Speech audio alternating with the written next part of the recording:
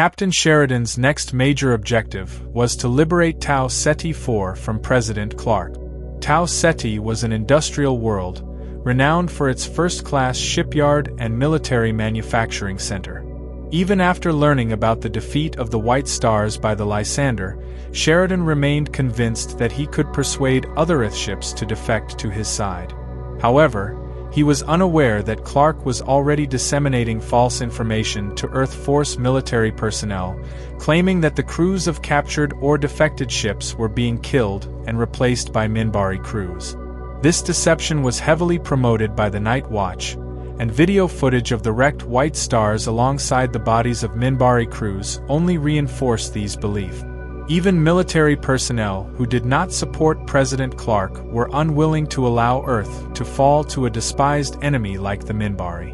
To defend Tau Ceti, Earth Force deployed a large task force comprising 16 Omegas, 12 Hyperions, 9 Novas, nearly 400 fighters, an Orion starbase, several heavy defense satellites, and an extensive minefield. Since Proxima, the ISN network had been inundating the news with reports of Sheridan leading an alien conquest of Earth and planning to rule humanity as a pawn of the Minbari. Sheridan needed to prove that this was not an alien invasion of the Earth Alliance but a liberation from tyranny. To do so, he made the difficult decision to commit his limited Earth warships to lead the charge alongside the White Star fleet. The plan was straightforward. Sheridan's forces would jump into the system from 3 sides to corner the Earth fleet against Tau Ceti. Trapped and unable to maneuver, he would offer them a chance to defect, surrender, or withdraw.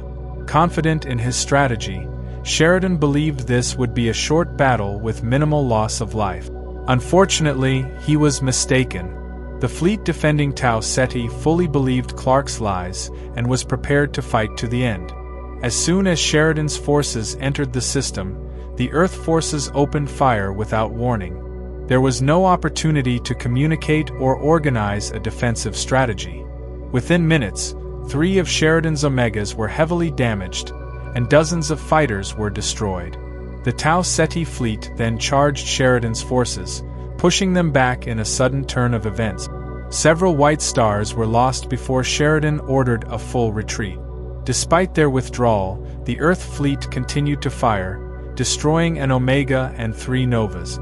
Visibly shaken during hyperspace travel, Sheridan realized the intensity with which the Earth force fought.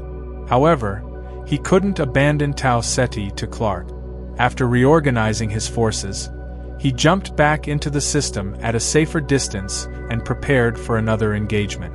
This time, he instructed the White Stars to split into 2 flanking groups while the Earth ships advanced down the center. The new plan was to use his Earth ships to pin the enemy while the White Stars executed fast attack runs on the flank.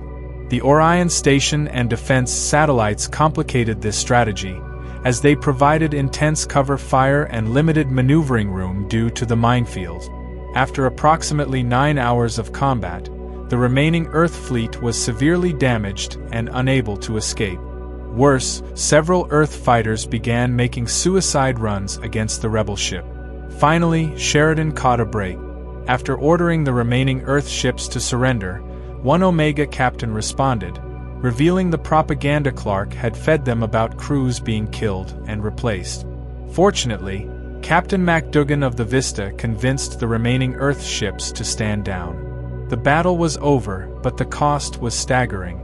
Sheridan had lost 14 White Stars and 26 Earth ships, 7 Omegas, 3 Novas, 5 Hyperions, 2 Hermes, 3 Condor supply ships, 1 Avenger, 3 small Myrmidon gunboats, and nearly 250 fighters. The loss of life exceeded 12,000, and several more Earthships and White Stars were so heavily damaged that they had to remain behind in Tau Ceti for repairs. Earth Force suffered even greater losses. All but 4 Omegas were destroyed, along with 10 Hyperions, 8 Novas, the Orion starbase, and 370 fighters. Crew deaths exceeded 20,000, making this battle one of the bloodiest since the Earth-Minbari War. Sheridan had lost almost half of his Earth ships and their respective fighter groups in this conflict. Clark's lies would complicate and intensify the struggle going forward. From this moment on, Sheridan could no longer rely on tactics of persuasion to convince ships to defect or withdraw. The Earth force would stand their ground and fight to the end, something Sheridan had desperately wanted to prevent. Back at Earth Dome, President Clark's feelings about Tau Ceti IV were mixed. He was pleased that the Earth fleet had fought Sheridan to a standstill for hours and inflicted heavy losses on his forces. However, he was also upset that he had lost another significant industrial world to Sheridan. But Clark wasn't finished yet. He still had a few tricks up his sleeve, and the time was nearly right to play his final ace.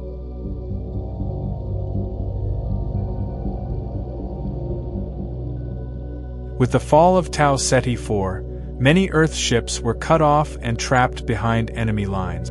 Most of these ships went to Arisia, a new colony with limited support facilities or resources. Arisia had almost 300 warships, dozens of cargo ships, and troop transports carrying tens of thousands of ground troop. Clark had a large military force in a completely useless location. President Clark ordered these ships to run a gauntlet of enemy ships and make their way to Earth-controlled space. At the same time, 2 Earth ships, the Menelaos, an Omega, and the Cyrus, a Nova, had chosen to defect to the rebels. Both ships faked distress calls about being attacked and began to run silent. Earth Force Command assumed both ships were lost, allowing them to sneak across the lines and link up with Sheridan. Their arrival also gave Sheridan the information about the fleet at Arisia being ordered to break through enemy lines and rejoin the main fleet.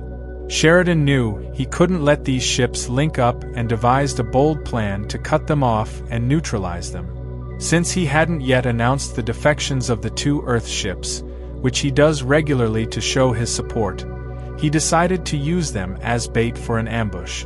Sheridan would send the Menelaos and Cryas out and have them send out yet another distress call saying they survived the attack, but were severely damaged and needed help to offload their wounded. When the Earth Force fleet jumped out to assist, Sheridan would jump around the fleet and surround them. The only real dilemma Sheridan had was with the troop transports. These ships were generally lightly armed or armored, carrying over 4,000 troops each. He would attack defenseless ships and kill helpless people. So, he decided to limit their engagements to minimal damage only, primarily focusing on engines and weapons. All other support ships would be targeted as needed with limited force as needed. Once everyone was in position, the 2 ships sent out their distress call. About 2 hours later, the Earth fleet jumped in and made its way to assist the 2 helpless vessels. Just as they reached them, Sheridan and his forces jumped in and surrounded them. Before any transmission could be sent, the Earth fleet opened fire. The first salvo destroyed the Melianos and Cyrus in seconds. Then, the fleet began breaking into small groups to fight out of the trap. Starfaries were making wild and desperate attacks on White Stars and Rebel ship. The battle became more chaotic when both fleets merged into massive furballs. Many ships fired on friendly ships, and White Stars could not maneuver in such confined spaces. Even worse, many troop transports were firing into the battle, hitting friend and foe alike. Starfaries made several strafing runs on them, but had to limit their attacks to avoid destroying the vessels and killing the troops on board. Some Earth ships got so desperate to escape that they began to charge the lines and hope to break out. Many of them ended up disabled or destroyed by enemy fire, while others accidentally and, on a few occasions, intentionally rammed ships to at least take an enemy ship with them. A few ships tried to jump out, but one ship accidentally opened a jump point inside another. The powerful explosion destroyed dozens of ships and damaged hundreds of others. When the battle was finally over, Sheridan had won, but the cost nearly crippled him. He had prevented the Earth warships from rejoining the Earth force, but most were destroyed. Thousands of lives were lost on both sides, and the troop transports were able to make their way back to Earth-controlled space. For him, he lost nearly 20 White Stars, 51 Earth ships, hundreds of fighters, and thousands of crew members. While Clark was enraged about the defeat, his generals confirmed that Sheridan's forces had also been badly weakened and that nearly 200,000 ground troops were on their way to defend Earth if needed. Shortly after the battle, as the rebel forces reorganized and repaired their ships, the Omega destroyer Agamemnon, Sheridan's last command, arrived to join his crusade to liberate Earth. A little while later, Sheridan received a message from Michael Garibaldi informing him of his father's arrest and requesting that Sheridan come to Mars to help rescue him.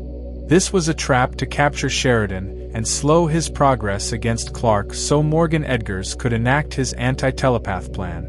Before leaving for Mars, Sheridan had Commander Susan Ivanova take command of the fleet and continue their drive toward Earth. The war was now at a crossroad. With Sheridan imprisoned and the rebel fleet leaderless, Clark now prepared to destroy the remaining rebel Earth ship. For this, he would unleash his final ace against them.